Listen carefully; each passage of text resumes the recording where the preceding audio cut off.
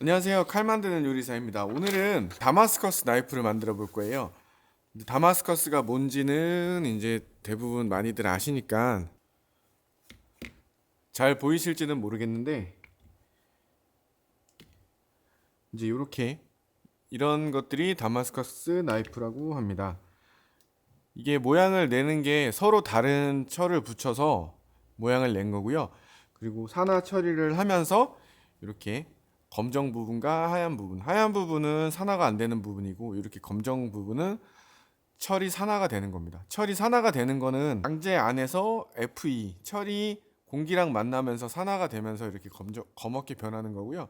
원리는 그런데 이게 쉽게 생각하면 녹이 나잖아요. 녹이 나는 거를 용액에 담궈서 녹을 더 빠르고 강하게 낸다고 생각하시면 됩니다. 일단은 오늘 사용할 철은 이렇게 두 가지예요. 이제 이거는 일반 고탕소강 SK5고, 이거는 이제 1095. 이 부분이 이 하얀 부분이 되고요. 이제 이 부분이 이 검정색 부분이 되는 겁니다. 근데 이렇게 두 개를 사용하면 어떤 강제가 칼날 쪽으로 올지 몰라요. 그래서 이런 칼날들은 다른 강제를 사용할 겁니다.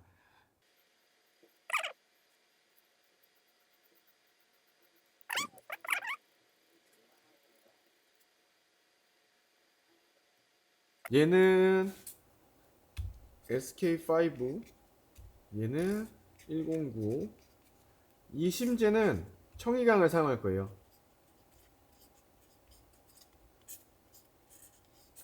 그래서 결론적으로 이 두 양 옆에 강제들의 효능보다는 이 중간에 심재의 역할이 강하게. 다마스커스가 많이 접어서 좋다 안 좋다 이런 말은 있는데, 그런 거는 사실 크게 의미는 없어요. 과학적으로 봐도 그렇고 조직이 변하는 그런 상태를 봐도 그렇고 큰 의미는 없고, 이 칼에서 포인트가 되는 거는 이 다마스커스의 모양과 이 청이강 심재의 성능. 그래서 양쪽 사이드에 붙는 이 강제들은 크게 성능에 영향을 끼치지 않아요. 어떻게 보면은 더 안 좋을 수도 있는데, 어쨌든 더 영향을 끼치지는 않고 심재의 영향이 가장 큽니다. 그래서 이거를 만들어 볼 거고, 이제 이 강제들이 서로 잘 붙게 하려면 표면이 깨끗해야 돼요. 지금 막 녹 같은 것도 있고, 이거는 이제 아변 롤링을 할 때 그 표면을 보호해주기 위해서 발라놓은 거거든요. 그래서 이거를 제거를 한 다음에 겹겹이 쌓아서 단조를 하도록 하겠습니다. 일단 이거를 제거를 하겠습니다.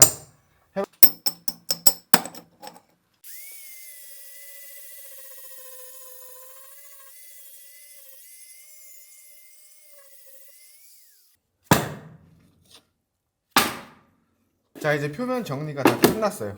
이제 이 표면 정리가 된 거에서 끝은 아니고, 여기서 이제 표면에 뭐 기름이나 이런 게 묻어 있을 수 있기 때문에 이거를 알콜로 세척을 한 다음에 겹겹이 싸줄 겁니다. 좀 귀찮은 부분도 없지 않아 있는데, 이 부분을 빼먹으면 결과적으로 봤을 때 안 붙는 부분이 생길 수 있고 중간에 기포 같은 게 생길 수 있어요. 그렇기 때문에 꼭 이물질을 확실하게 제거를 해줘야 됩니다.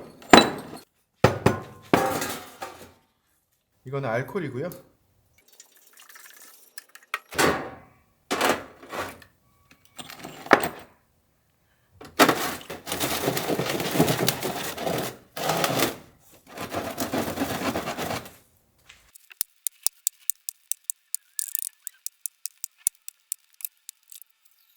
이제 1차적인 준비는 끝났고, 이거를 층층이 쌓을 거예요. 층층이 쌓는 거는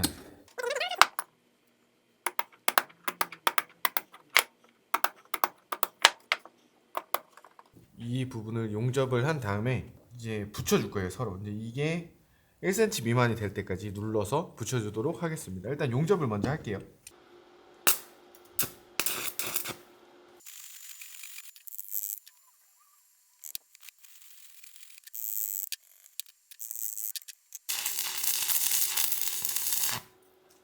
이 정도 두께가 될 때까지 눌러서 길이로 쭉 뽑을 겁니다. 일단 이제 단조를 하러 가보겠습니다. 자, 이제 이렇게 준비가 됐고, 이거를 단조를 하기 위해서 가스 화로에 집어넣도록 하겠습니다.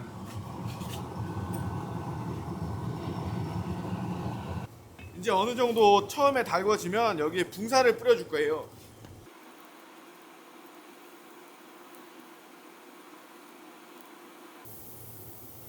붕사의 역할은 여러 가지가 있는데 그 중에서 가장 중요한 게 옆에 스케일을 만들지 않아요. 그래서 붕사를 뿌려주면서 작업을 하면 스케일이 잘 생기지 않고, 그리고 이제 쇠를 좀 말랑말랑하게 해줍니다. 그래서 눌렀을 때 더 잘 붙을 수 있게 해주는 역할을 합니다. 작업은 이 프레스 기계를 먼저 이용할 거고요. 강제가 너무 두껍다 보니까 손으로 두드려서는 이 힘을 골고루 전달할 수가 없어요. 그래서 만들어진 기계고, 그래서 이제 이 기계로 눌러가면서 작업을 하겠습니다.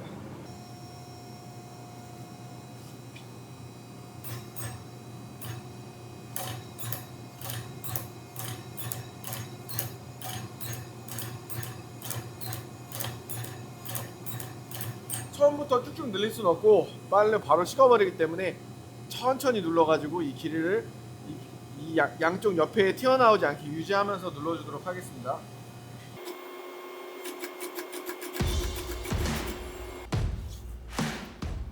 이제 어느 정도 많이 길어졌죠. 이게 붙었다고 생각해서 빵 눌러버리면 옆에가 튀어나와요. 그래서 진짜 천천히 조금씩 넓혀가야 됩니다.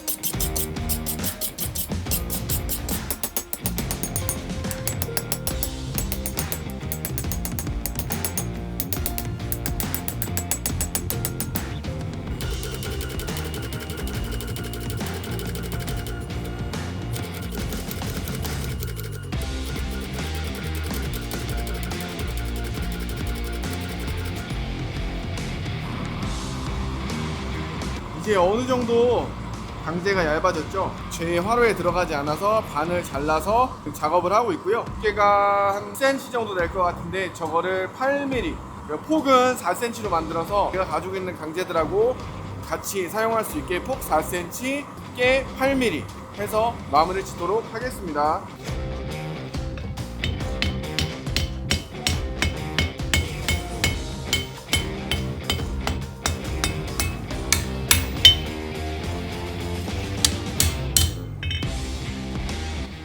이제 다시 달궈서 이제 식혀주도록 하겠습니다.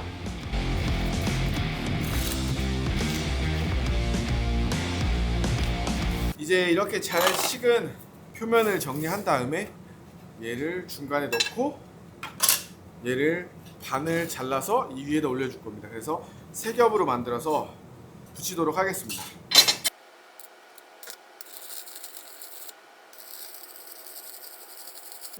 다시 단조를 해서 프레스로 눌러서 이제 나이프를 만들 수 있는 두께로 만들어 주겠습니다.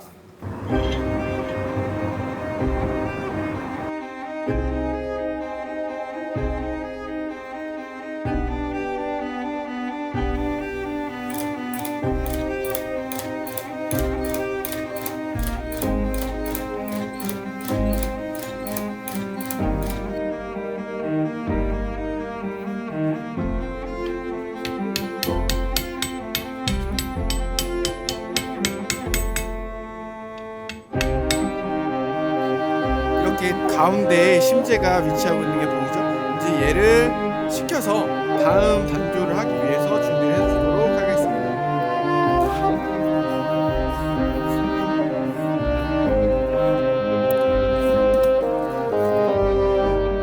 심재 보이시죠? 이 상태에서 패턴을 넣어서 이제 칼을 만들어 보도록 하겠습니다.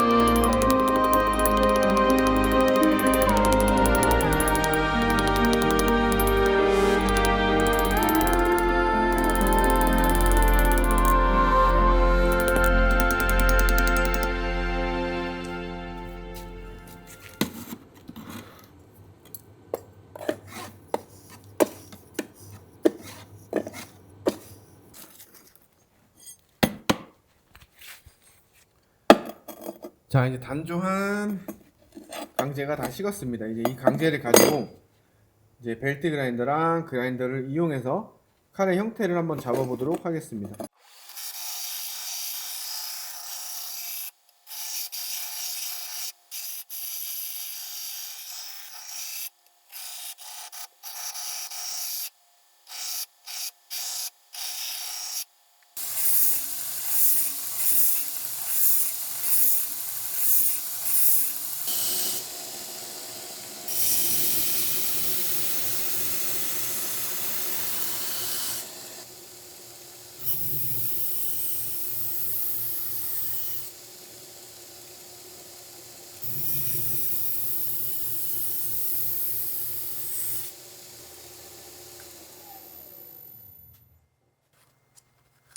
자, 이렇게 그라인딩이 마무리가 됐습니다.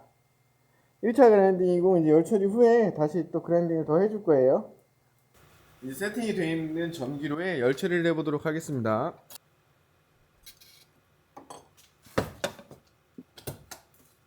850도에서 15분간 홀딩을 해줄 거예요. 기름은 50도 정도 예열을 해뒀고요.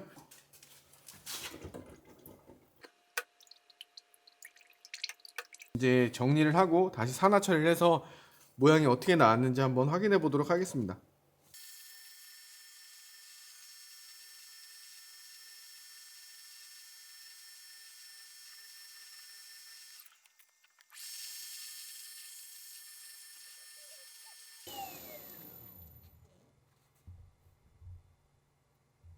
이제 표면 정리가 다 끝났고요. 이제 이거를 깨끗이 세척한 다음에 염화 제이철에 담가서 어떤 모양이 나오는지 애칭을 한번 시켜보도록 하겠습니다.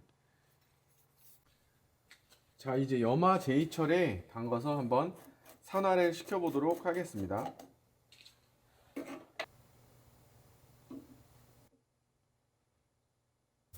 이제 산화가 다 돼서 중화를 시키는데 필요한 거는 이 가루인데요. 이게 뭐냐면은 베이킹 소다입니다. 베이킹 소다.